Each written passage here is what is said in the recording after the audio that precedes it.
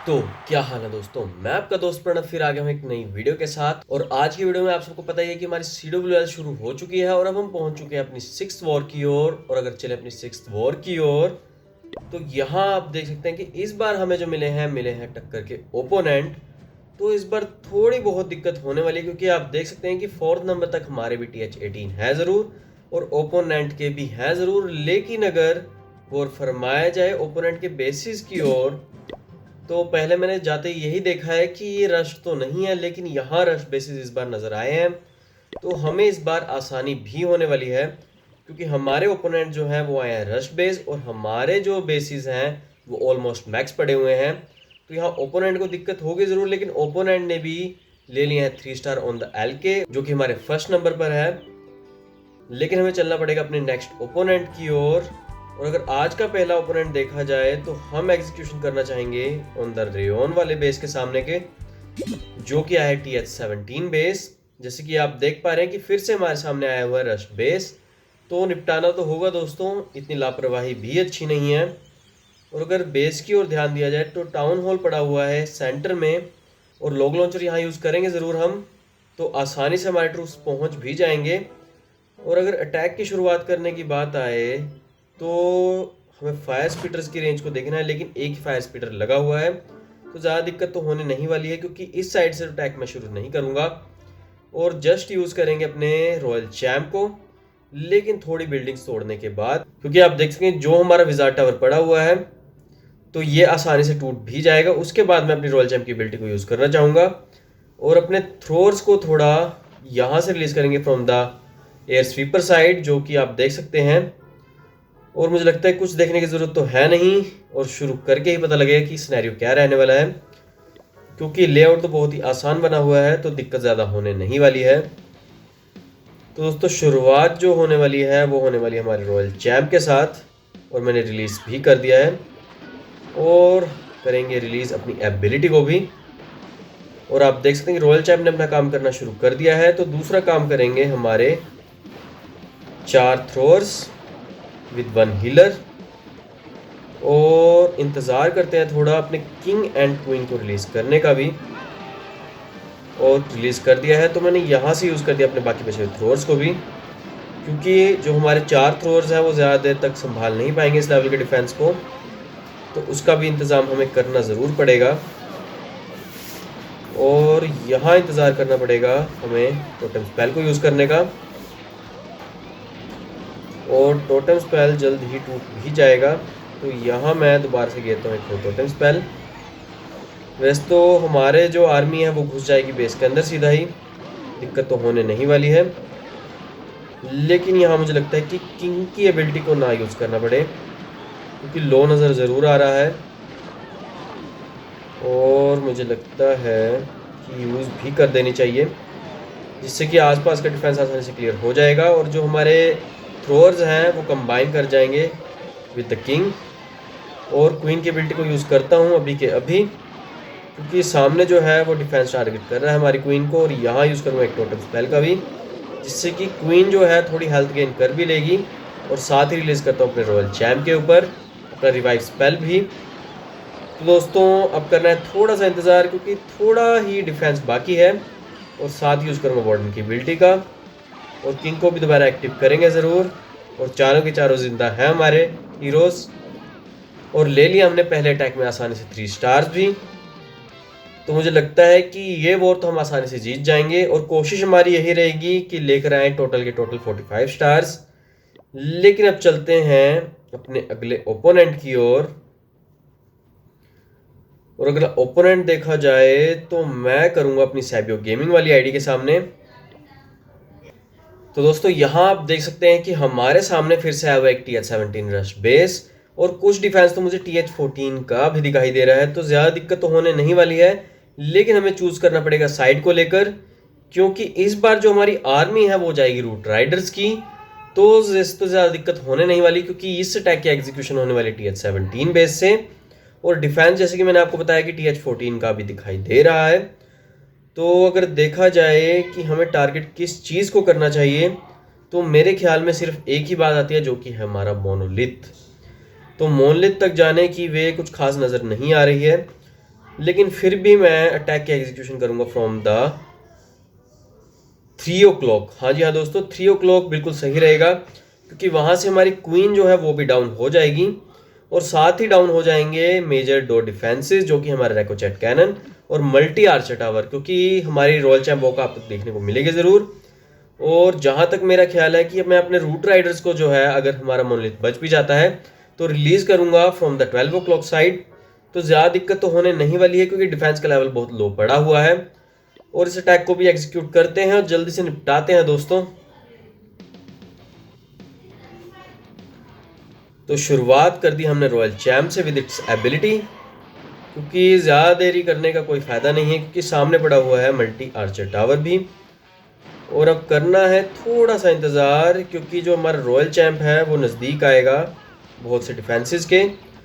तो हमें रिलीज़ भी करना पड़ेगा अपनी इनविजिबिलिटी स्पेल्स को लगातार, वो भी क्योंकि सामने जो डिफेंस है वो काबिल है रॉयल चैम्प को उड़ाने के। तो लगातार बस इसे यूज़ करते रहना है और बस इंतज़ार करना है बहुत सारे डिफेंसेस के टूटने का भी। और टूट भी गया है दोस्तों वैसे तो। नहीं नहीं नहीं नहीं नहीं। और यहाँ घपला हो चुका है हमारे रॉयल चैम्प को लेकर, जिसने डायरेक्शन को बिल्कुल ही चेंज कर दिया है।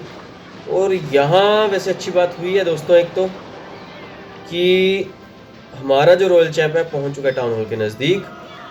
और मैं अब लगातार बस यूज़ करता रहूँगा अपने इनविजिबिलिटी स्पेल्स का, जिससे कि टाउन हॉल है जो आसानी से क्लियर हो भी जाएगा। और यहाँ दोबारा से डाउन होने वाला था, लेकिन डाउन नहीं होने देना है दोस्तों। और मोनलिथ डाउन नहीं हो पाएगा, तो गायब करते हैं रॉयल चैम्प को। हमारे पास फोनिक्स की एबिलिटी तो अभी नहीं है बाकी, लेकिन दोस्तों किंग एंड क्वीन को मैं रिलीज़ करना चाहूँगा। वैसे ज़्यादा दिक्कत होने नहीं वाली है, तो बिल्कुल भी टेंशन मत लेना, क्योंकि मैं अपने इलेक्ट्रो टाइटन को यहाँ से रिलीज़ करना चाहूँगा। क्योंकि वहाँ जो है मल्टीपल ट्रूप्स पड़े हुए हैं, जो कि हमारा जो किंग एंड क्वीन है वो नहीं संभाल पाएंगे। तो थोड़ा सा यहाँ पर देखना पड़ेगा इस बात को भी। और यहाँ मैं रिलीज़ करना पसंद करूँगा अपनी एबिलिटी को, क्योंकि मोनलिथ जो है वो लगातार डैमेज करते जा रहे हैं हमारी आर्मी को। और साथ ही सामने आ चुके हैं बहुत सारी आर्मी भी, वो भी ओपोनेंट के क्लैन कैसल की, जो कि आ रही है हमारे विचेस के द्वारा। और यहाँ जो है हमारी किंग एंड क्वीन को अच्छी बात हुई है कि डैमेज नहीं पहुँचा है बिल्कुल भी, लेकिन जो हमारी आर्मी है घुस चुकी है बेस के अंदर। और ज़्यादा दिक्कत तो होने नहीं वाली, क्योंकि किंग एंड क्वीन की एबिलिटी अभी बाकी है। तो बस अब करना है इंतज़ार टू डिस्ट्रॉय दीज बिल्डिंग्स। और शायद से हमारा ट्रूप लॉन्चर भी ख़त्म हो चुका है विद द लास्ट ट्रूप्स। और सुपर येती ने हमारे किंग को ज्वाइन कर भी लिया है। और एक्टिव करता हूँ मैं अपनी क्वीन की एबिलिटी का, और साथ ही एक्टिव करते हैं अपने किंग की एबिलिटी को भी, जो कि उड़ाएगी बची हुई बिल्डिंग्स को और ले आएगी हमारे लिए 3 स्टार्स। तो बहुत ही छोटा अटैक आपको नज़र आया ज़रूर, जो कि निपटा दिया है बहुत ही जल्दी। बस रॉयल चैम्प को थोड़ी बहुत एग्जीक्यूशन में लाने में दिक्कत हुई ज़रूर, लेकिन फिर भी दोस्तों ले लिया हमने आसानी से 3 स्टार्स।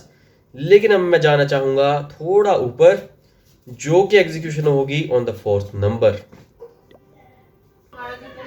तो जैसे कि मैंने आप सबको बताया था कि हमारे सामने आया हुआ है एक रश बेस, और आप ओपोनेंट के डिफेंस को देख सकते हैं कि बहुत ही लो पड़ा हुआ है, लेकिन जो मेजर डिफेंसेस है वो लगा दिए हैं ओपोनेंट ने। तो हमें थोड़ी बहुत यहाँ स्ट्रेटजी को क्रिएट करना पड़ेगा और देखना पड़ेगा कि फायर स्पीटर किस रेंज में रखे हुए हैं, क्योंकि उसी हिसाब से हमें अपने जो थ्रोअर्स हैं उन्हें रिलीज़ करना होगा। और अगर देखा जाए कि अटैक की एग्जीक्यूशन किस तरफ से होनी चाहिए, तो मैं यूज़ करना चाहूँगा फ्रॉम द मोनलिथ साइड, जहाँ फायर स्पीटर पड़ा हुआ है लेकिन शॉर्ट रेंज में पड़ा हुआ है, तो ज़्यादा दिक्कत होने नहीं वाली है। लेकिन अगर ध्यान दिया जाए कि जो हमारे रॉयल चैम्प है वो कहाँ से रिलीज़ करने चाहिए, तो मैं चाहूँगा कि जो मल्टी गियर टावर है वो आसानी से क्लीन हो जाए। और मैं वही टेक्निक यूज़ करूँगा कि रॉयल चैम्प को थोड़ा स्टेक करेंगे और फिर लेकर जाएंगे अपने बूस्टिंग की ओर। और थोड़ा जो है हमें अपने थ्रोअर्स को भी, जो हम 4 थ्रोअर्स रिलीज़ करेंगे, तो उन्हें भी थोड़ा दूरी बनाकर रिलीज़ करना पड़ेगा, क्योंकि आप देख सकते हैं कि साथ में पड़ा हुआ है फायर स्पीटर की रेंज में और साथ ही पड़ा हुआ है हमारा एयर स्वीपर भी। तो थोड़ा टेढ़े तरीके से यहाँ यूज़ करना पड़ेगा अपने ट्रूप्स को।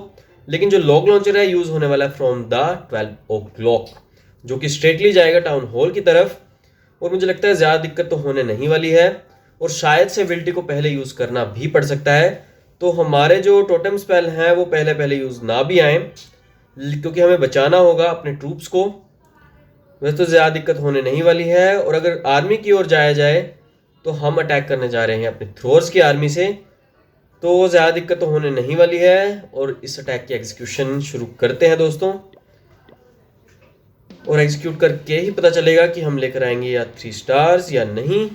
तो यहाँ रॉयल चैम्प को रिलीज़ करना बनता है, थोड़ा बहुत यहाँ इंतज़ार भी करना बनता है, थोड़ा ही करना है दोस्तों, ज़्यादा नहीं। लेकिन यहाँ मैं रिलीज़ करूँगा अपने 4 थ्रोअर को विद 1 हीलर, जो कि आसानी से बिल्डिंग्स को क्रैक कर देंगी। और थोड़ा सा करूँगा इंतज़ार, क्योंकि हमें रिलीज़ करना पड़ेगा अपने किंग एंड क्वीन को।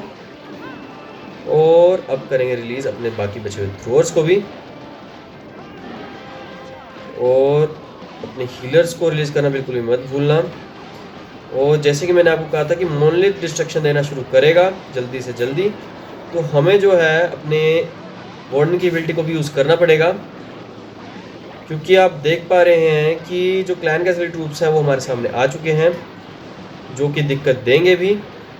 लेकिन यहाँ मुझे रिलीज़ करना पड़ेगा अपने टोटम स्पेल को भी, क्योंकि ट्रूप्स को अंदर भेजना है और जो हमारा गार्डियन है उसे भी डिस्ट्रैक्ट करना है। लेकिन यहाँ मुझे किंग की एबिलिटी को भी यूज़ करना पड़ सकता है, लेकिन ज़्यादा देरी मुझे करनी चाहिए या नहीं ये समझ में नहीं आ रहा है, क्योंकि क्लैन कैसल ट्रूप्स बाहर आ चुके हैं, जो कि हमारे गार्डियन को संभाल ज़रूर लेगा। लेकिन गार्डियन अब तक क्रैक नहीं हुआ है। लो दोस्तों, हो गया है, और हमारे ट्रूप्स भी अच्छा काम कर ज़रूर रहे हैं। तो मैं यूज़ करूँगा अपनी किंग की एबिलिटी को, जिससे कि ऑलमोस्ट डिफेंस क्लियर होता हुआ नज़र आ चुका है आपको। और मैं इंतज़ार कर रहा हूँ कि अपने रॉयल चैम्प को कब एक्टिव किया जाए, क्योंकि बहुत सारा डिफेंस आसपास पड़ा ज़रूर हुआ है, तो रॉयल चैम्प को भी एक्टिव करना होगा। तो मैं थोड़ा सा टोटम स्पेल का यूज़ करूँगा यहाँ पर, जिससे कि थोड़ा टाइम लैप्स हमें मिलेगा ज़रूर, और रॉयल चैम्प को भी मिलेगा। और अगला टोटम स्पेल मैं यहीं गिराऊँगा। तो रॉयल चैम्प तो हमारा ज़िंदा हो चुका है दोबारा, और अब मरने की कगार पे तो नहीं है। लेकिन हमने ले लिए हैं आसानी से 3 स्टार इस बेस पर।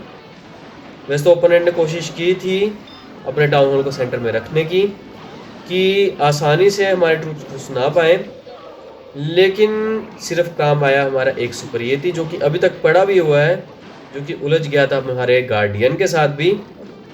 तो फाइनली दोस्तों हमने ले लिया 3 स्टार्स। अब करना है थोड़ा सा इंतज़ार फॉर डिस्ट्रक्शन ऑफ 2 बिल्डिंग्स।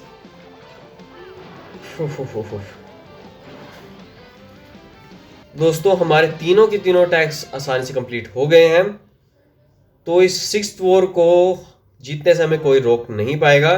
लेकिन दोस्तों जैसे कि मैंने आपको बताया कि ओपोनेंट के अटैक्स भी कुछ कम नज़र नहीं आ रहे हैं, क्योंकि उन्होंने वर्क किया है अटैकिंग स्ट्रेटजी को लेकर, ना कि डिफेंसिव को लेकर। तो यहाँ थोड़ी बहुत दिक्कत हमें देखने को मिल भी सकती है, लेकिन वो पता चलेगा at the end of this war.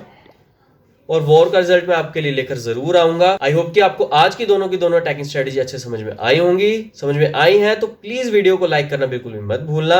और अगर आप इस चैनल पर नए हैं तो जल्दी से कर लीजिए सब्सक्राइब, क्योंकि ऐसी मजेदार वीडियोस मैं लगातार लाता रहूंगा विद द न्यू स्ट्रेटजीज। और हाँ दोस्तों, बेल आइकन को दबाना तो बिल्कुल भी भूलना मत, क्योंकि लगातार हमारी वीडियोस आने वाली हैं। और एक वीडियो हमारी CWL की बाकी है, जो कि है 7th वॉर के रिलेटेड। तो बने रहेगा एंड खेलते रहिए क्लैश ऑफ क्लैंस। लेकिन आज के लिए जय हिंद दोस्तों।